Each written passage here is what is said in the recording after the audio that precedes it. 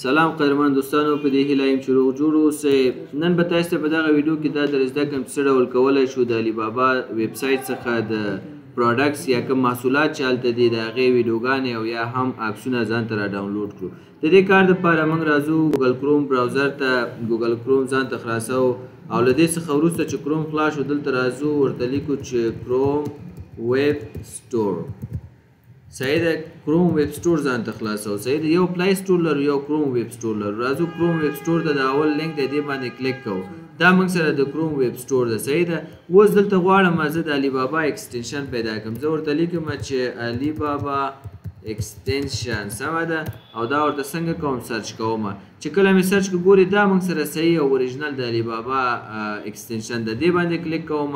چې کله مې دې باندې کلیک وکړ اډ ټو کروم، دا ایکسټنشن خپل کروم ته څنګه کوم اضافه کوم. راځم دلته او اډ ټو ایکسټنشن وهم او لږ ورته صبر کوم تر څو دغه ایکسټنشن موږ سره څنګه شي ډاونلوډ شي اضافه شي. ګورې دلته د ایکسټنشن موږ سره څنګه کېږي ډاونلوډېږي او راځي.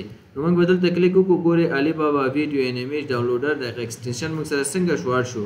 دا به راواخلم څنګه به یې کړم، پین به یې کړم تر څو دلته راشي. دا به ځان ته پین کړم. ګورې د علي بابا ایکسټنشن دلته موږ سره پین شو.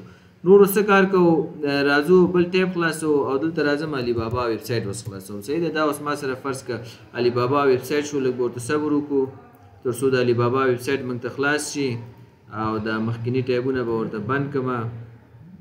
ګورې دا ما سره اوس د علي بابا ویب سایټ خلاص شو. دغه اوس مختلف محصولات دي. فرض کړه دغه یو پروډکټ چې دی زه د دې عکسونه او ویډیو ته ضرورت لرم. دې باندې کلیک کوم. چې کله مې کلیک وکړ ګورې دا پروډکټ د دې ویډیو هم شته، عکسونه هم شته. په علي بابا کې داسې دی چې ځینې پروډکټس یا ځینې محصولات او ځینې جنسونه ویډیو لري او ځینې چې دی ویډیو نه لري، یوازې عکسونه لري.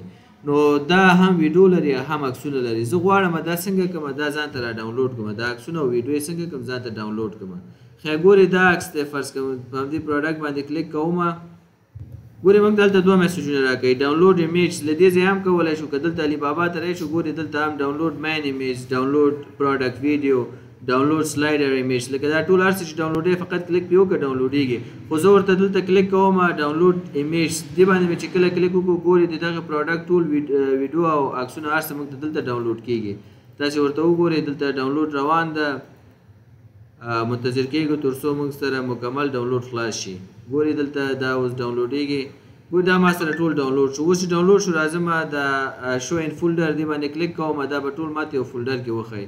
دا ټول هغه عکسونه دي ګورې پاس چې ما اوس ډاونلوډ کړه.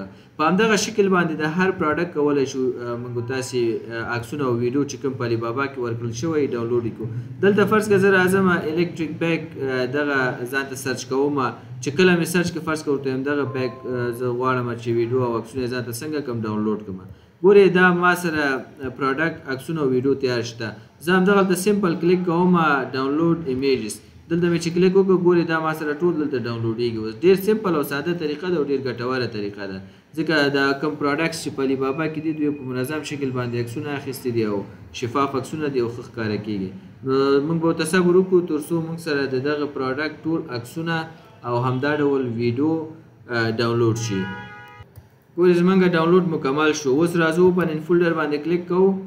دغه کوم پروډکټ چې عکسونه او اوس موږ ډاونلوډ کړو د هغې عکسونه او ویډیو ټول موږ سره څنګه شو ډاونلوډ شو. فرض کړه پروډکټ ویډیو دی، ډبل کلیک پې کوم، اوپن کوو یې ځان ته.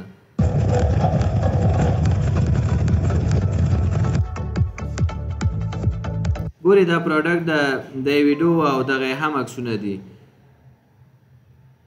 ګورې دا عکسونه دي، د مختلف عکسونه دي.